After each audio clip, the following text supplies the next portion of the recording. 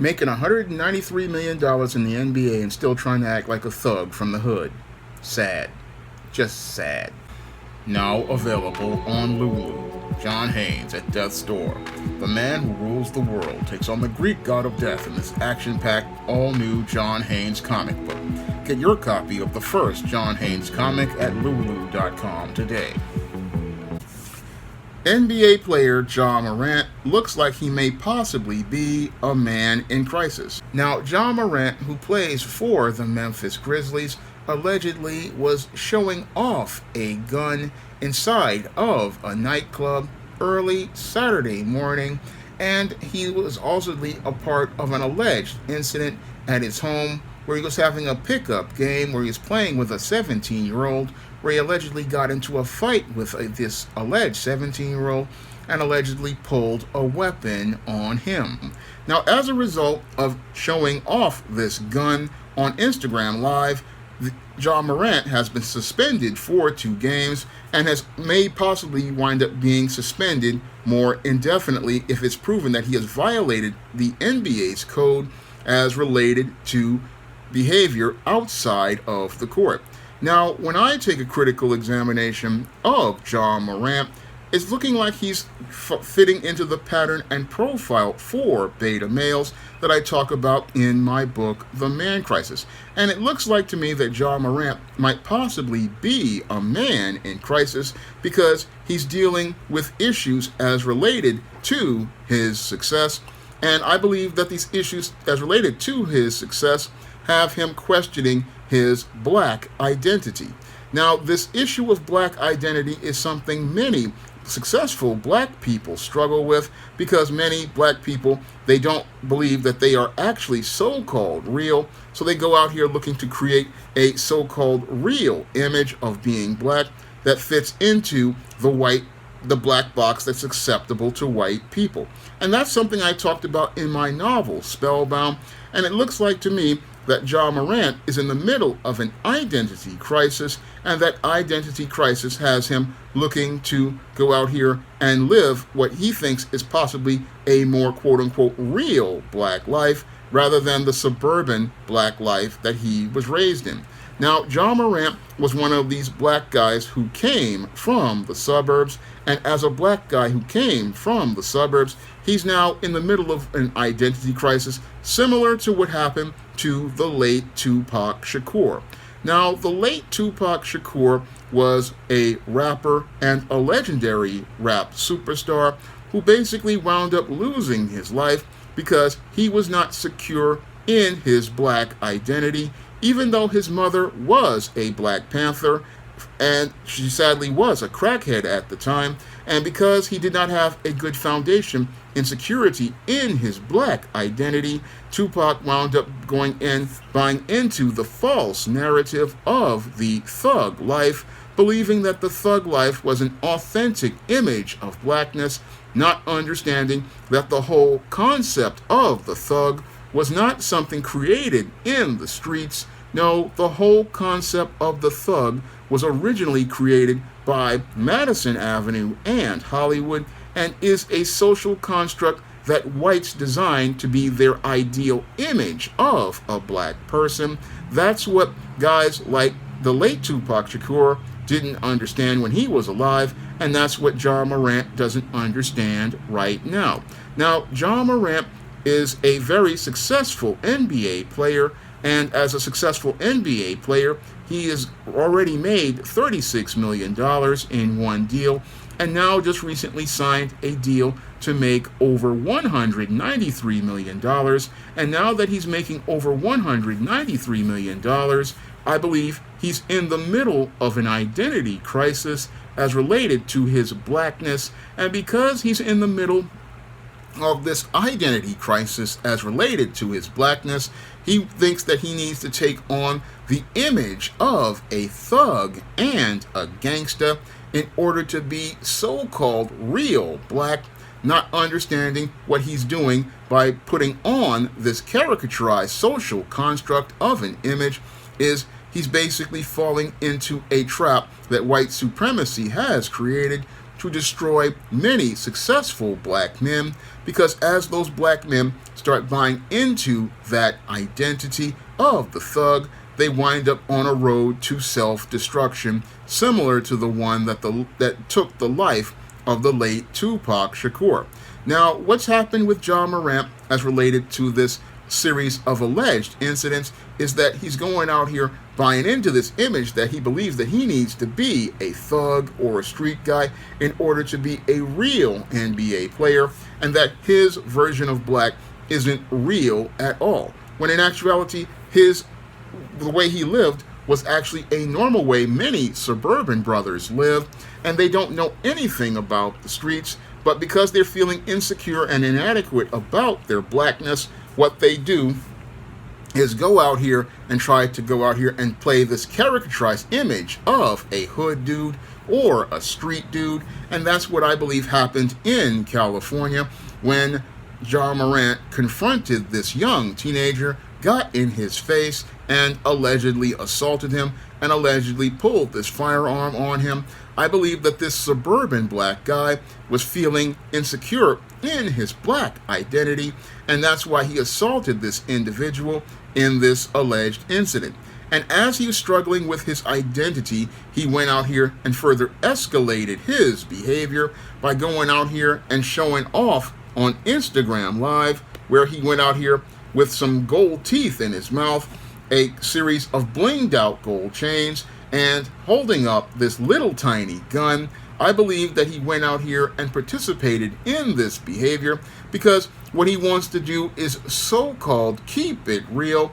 Unfortunately, the irony is that all he's doing is playing two old racist stereotypes about black men and buying into the narrative of the black brute, a violent, out-of-control black male who goes out here participating in wanton violence and lusting after white women. This is the image that Ja Morant allegedly is looking to buy into, thinking that this is going to make him a so-called quote-unquote real brother, not understanding all you're doing is buying into old stereotypes that reinforce old white racist ideals about what black should be. Now, as somebody who grew up in the rough streets of the South Bronx, I can tell you that not everybody here wanted to go out here and be a so-called thug. No, most of us here in the South Bronx, where we were growing up on welfare in Section 8, what we wanted to do was go out here and be the best people we could be. We wanted to, we saw our blackness as being excellent and showing that we could be the best. I mean, that's what I grew up learning, and that's why I learned how to go out here and speak properly, and I learned how to carry and conduct myself in a professional and civil manner, because I understood that that was what being a man was all about. And that was the example shown to me by men in my community, like my father and my brother, and also shown to me by other black men, like a minority studies teacher I had in high school. Many of these men, we were out here, going out here looking to show an image of black manhood and black masculinity that showed a positive example of black manhood, because we understood what these stereotypes were all about, and because we understood that these stereotypes were not what black manhood was all about, we didn't want that to reflect on us. And as a black man who again grew up in the South Bronx around drug dealers, around gang members, around thugs, I can tell you that I wasn't aspiring to be like this at all. And if I was in Ja Morant's position, I would not be out here looking to be no thug. No, I wouldn't be out here looking to be no thug, because I know where thugs come from. I know that thugs basically are guys who come from single mother households, who have no father, who have no men in their community to show them examples of manhood, or have seen images of manhood like I have, like The Cosby Show with Bill Cosby. They have not seen manhood, and the reason why they're out here with this bling in their mouth and these gold chains on is basically because they can't get attention on the merits of their manhood, so they got to go out here and overcompensate by putting up this so-called thug image again, which is nothing more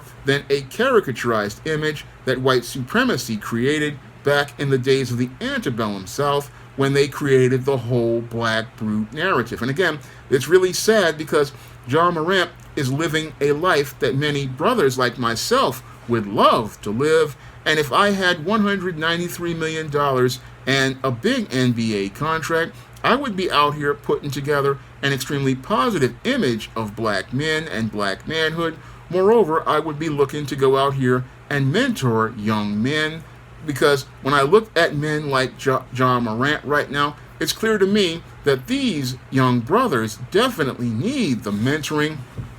of a group of black men, like someone like a Coach Prime, to let them know where they're slipping up so that they don't wind up falling into a trap that could possibly cost them their entire career or possibly cost them their freedom. Because in these organizations like the NBA, they are looking for guys like John Morant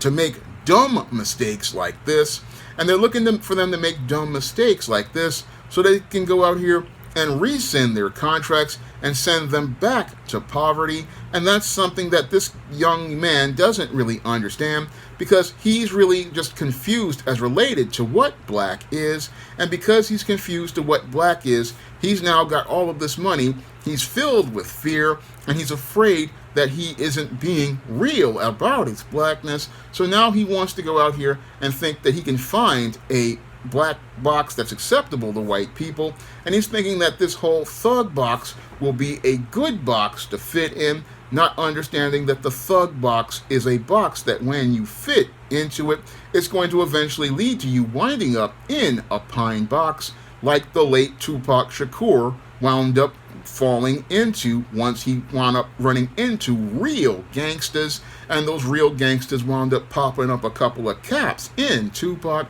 And that was all because Tupac believed all of the hype about him being a so-called thug and being a so-called gangster, going out here showing off with his guns, going off here talking about how he was a gangster, when in actuality he was just a guy from a single mother household from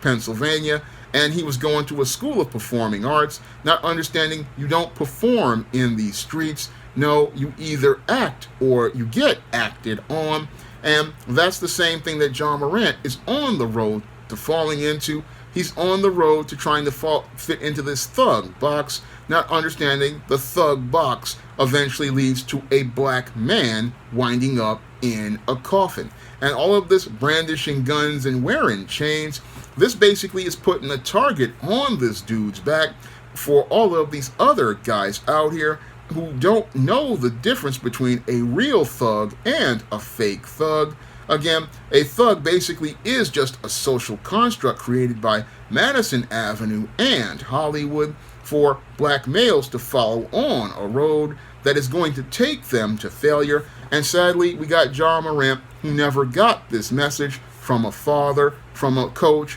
or from another black man like myself. And that's why John Morant is on the road to becoming a man in crisis, because he did not have a man to give him any sort of guidance, or man to let him know what the real is as related to being a black man, like I did when I was growing up. I mean, when you have men that show you what real black manhood is, real black masculinity is, and what the duties and responsibility of a man is, you don't go on putting on caricaturized images in black boxes that make you acceptable to white people. No, you go out here and be the best black man you can be. And that's something I believe John Morant is scared of. And that's why he's going out here trying to play a thug, because he's afraid to be a man. He's afraid to be responsible for that $193 million.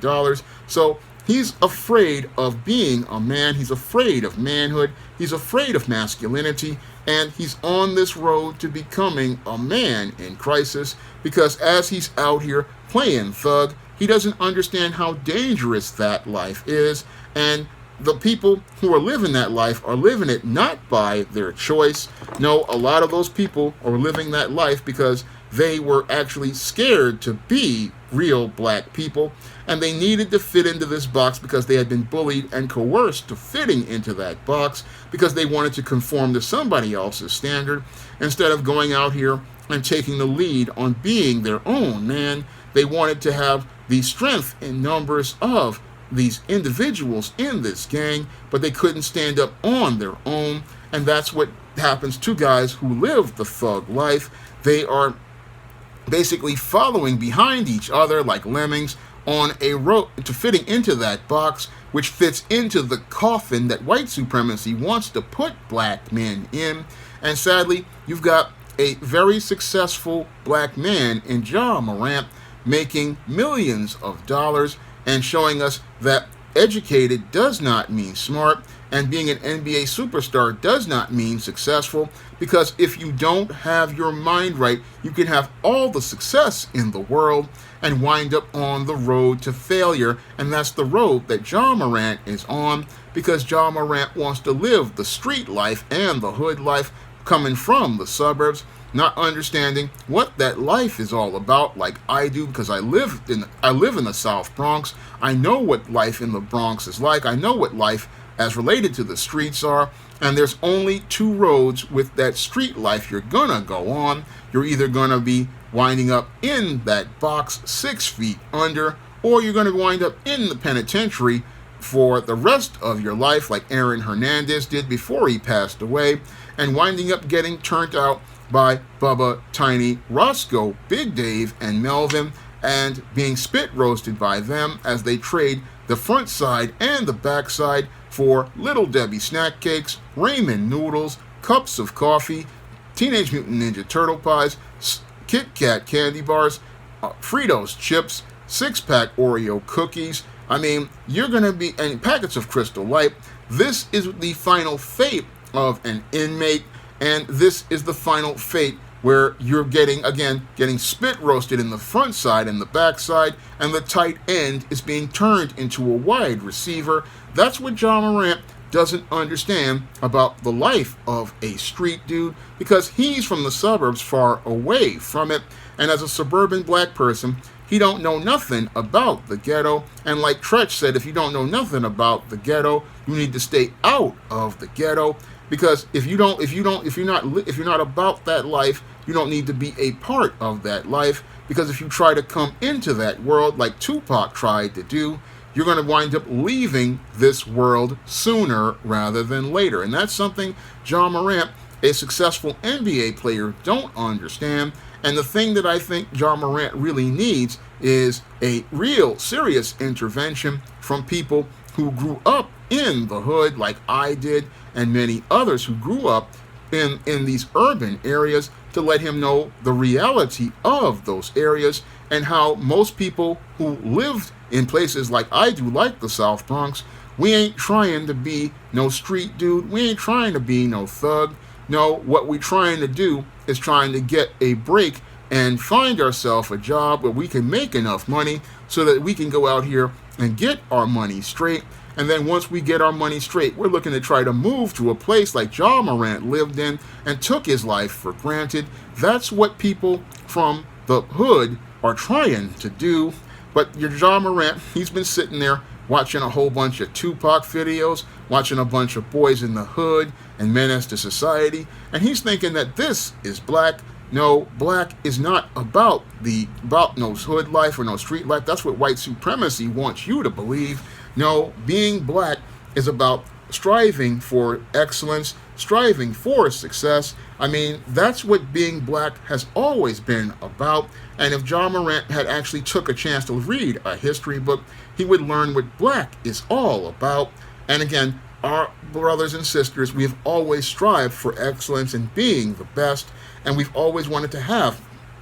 a better quality of life. And the life that Ja Morant lives is the life that I would have wanted to have if I could have gotten some good breaks. And if I had gotten that success, I wouldn't just be out here trying to just do my SJS direct thing. I would also be trying to talk to young brothers like this to let them know the reality of being black. And the reality of black success does not mean that we go into this subconscious self-hatred and go out here looking to destroy what we have because we don't believe we are worthy of it, because we are worthy of success, we are worthy of accomplishment, we are worthy of excellence, and that's the lesson that John Morant really needs to learn, because he's on the road to becoming a man in crisis and about to become a man who may possibly wind up losing a promising NBA career where he just did his first year as an all-star, and he may wind up losing everything because he doesn't understand the definition of what it means to be a black man in America. Now, I believe John Morant really needs to go out here and pick up my book, The Man Crisis, and because he definitely is a man in crisis who needs to get himself in order. And if you want to learn how to get yourself in order, you can pick up a copy of The Man Crisis on Amazon.com in paperback and Kindle format. You can also find a copy of The Man Crisis at other online booksellers like Smashwords, the iBook Store, and Google Play. And if you want to see me make more videos like this, talking about men's issues and men in crisis like John Morant, you can go out here and donate to the Patreon, the PayPal, or the Cash App by clicking the links in the description box. That's all I have to say for this video. You can comment, rate, and subscribe. Now available in paperback and e-readers, Spellbound, A Darker Shade of Black. Get your copy today at your favorite online bookseller.